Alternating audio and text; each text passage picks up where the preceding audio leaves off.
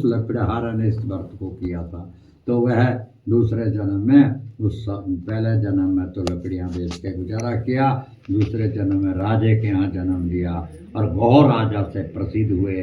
जब रामचंद्र जी को वनवास हुआ तो उसको गोह राजा ने और उसकी सेना ने जंगल में उनका बड़ा मदद की, भगवान की बड़ी मदद की। भगवान राम के आशीर्वाद से गोह राजा जो थे वो मोक्ष को प्राप्त हुए।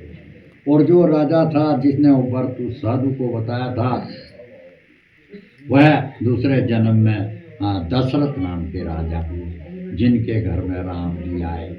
और दशरथ जी जो हैं वो वैकुंठ राम की पूजा करने से, उसकी सेवा करने से वैकुंठ धाम को गए। फिर जो साधु था जो व्रत भूल गया था और बार बार उसने दंड पाया, दूसरे जन्म में वो मोरध्वज नाम के राजा हुए और उनने प्रतिज्ञा की कि मैं किसी को अपनी ड्यूटी से भूखे नहीं जाने दूंगा। इसका एक नियम था, उसने प्रतिज्ञा की थी इस प्रकार और अपने नौकर लगाए थे कि कोई भी यहाँ आए उसको भूखे नहीं जाने देना, बस उसका यही नियम था। भगवान परीक्षा लेते हैं, भगवान परीक्षा जरूर लेते हैं। बिना परीक्षा से ना तो भगवान किसी को फल देते और ना किसी को दंड देते। जब कंस ने अति कर दी थी ना और बड़ा पाप दुराचारी कंस जो था, तो नारद जी गए थे भगवान के पास, कहने लगे हे प्रभु उस कंस का संहार करो, उसने बहुत दुखी कर दिया सब देवी देवता क्या सबको परेशान करो। तो भगवान ने नारद की ड्यूटी लगाई, हे नारद तू उसको ऐसे ज्ञान दे, ऐसी अकल दे जो उसका पाप का घड़ा जल्दी जल्दी भरे। जब तक उसका पाप का घड़ा नहीं भरेगा मैं उसका कुछ नहीं बोला बाढ़ सकता। तो इसी प्रकार राजा मोरध्वज का जब पुण्य का घड़ा भरा ना, तो राजा तो मतलब तो एक दिन भगवान कृष्ण जो है उन्होंने एक शेर ले लिया अपने साथ संगड़ में बांध कर और एक लाठी लेकर दुबले पतले रूप में धक्के खाते हैं राजा मोरध्वज की ड्यूटी पे आके अलग जगाया। जैसे अलग जगाया तो जो सिपाही वहाँ थे उनको एकदम दौड़े दौड़ गए, अंदर गए, राजा से कहने लगे हे राजन एक महात्मा आया है बाहर, बहुत कमजोर दुबला पतला है, धक्के लग रहे उसको, डंडा है उसके पास, एक उसके पास शेर है, वो शेर भी चल नहीं सक रहा ठीक, वो भी बहुत कमजोर है। राजा दौड़े दौड़े अंदर से आए, आ करके उनके चरणों में पड़ गए, प्रार्थना करने लगे हाथ जोड़ के, हे महात्मा बैठो, चलो आप भोजन करके जाना।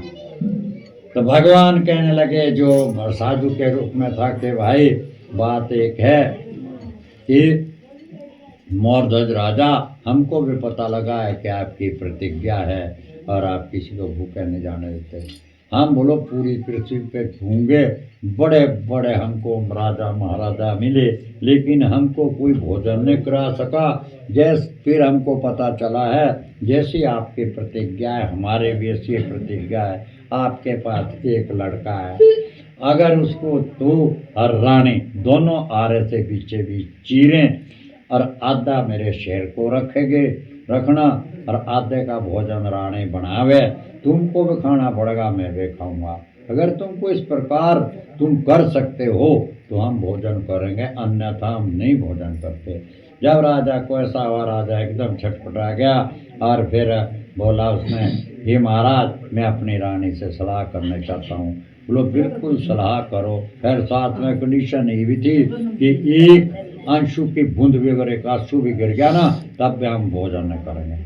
तो फिर राजा गया अंदर रानी के पास, कहने लगा आज तो हम बहुत बड़ी मुसीबत, हमारे ऊपर बहुत बड़ी मुसीबत आ गई। रानी कहने लगी क्या हुआ?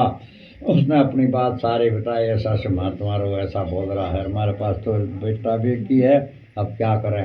रानी ने कहा संतान पुत्र तो हमको फिर भी मिल जाएगा, लेकिन जो आज तक हमने पुण्य अपने जीवन में इकट्ठा कर रहा है ना, इसको ये नहीं हमको मिलेगा। संतान हमारे भाग्य में हो गए, हमको मिल जाएगा। आप उनको बोलो आप बैठो, हम इसी प्रकार भोजन खिलाएंगे आपको जैसी आपकी कल्पना है। तो फिर राजा मोरध्वज ने रानी ने दोनों ने अपने पुत्र को आरे से चीरा, आधा पुत्र आधा अंग उसका शेर के लिए रखा और आधे का रानी ने भोजन बनाया। जब भोजन तैयार हुआ तो तब कहा आओ महाराज भोजन तैयार हो गया। रानी ने 3 थाली में भोजन डाला, अपने लिए डाला, राजे के लिए डाला, दंडी स्वामी उसके स्वामी के लिए डाला। तो जब आए तब कहने लगे हे रानी, एक थाली में और भी भोजन डाल लो। तो चौथी थाली में भोजन, 4 थाली में जब भोजन डाला, एक थाली महात्मा को दी, एक थाली अपने आप ली, एक थाली राजा ने को दी। खैर कहने लगे महाराज इस थाली को किसको दूं? बोलो तू अपने पुत्र को आज मार। जैसे पुत्र को आज मारे वैसे एकदम उसका पुत्र दरवाजे पे आया। और इस प्रकार राजा मोहनध्वज जो थे, अब जो उनकी प्रतिज्ञा थी सफल हुई और वो मोक्ष को प्राप्त हुए। जो तुंगध्वज नाम का राजा था, जो शिकार खेलने का वंशनी था, तो वह दूसरे जन्म में भी राजा ही हुआ। और उस जन्म में उसने जितने भी भगवान संबंधी कार्य थे सबको करने से वैकुंठ धाम को गया। आज श्री स्कंद पुराणे रेवाखंडे श्री सत्यनारायण कथायां पंचमो पुराणे अच्युतम केशवम राम नारायणम कृष्ण दामोदरम वासुदेवम् श्रीधरं माधवं गोपिका वल्लभं जानकी नायकं श्री रामचंद्रं भजेत।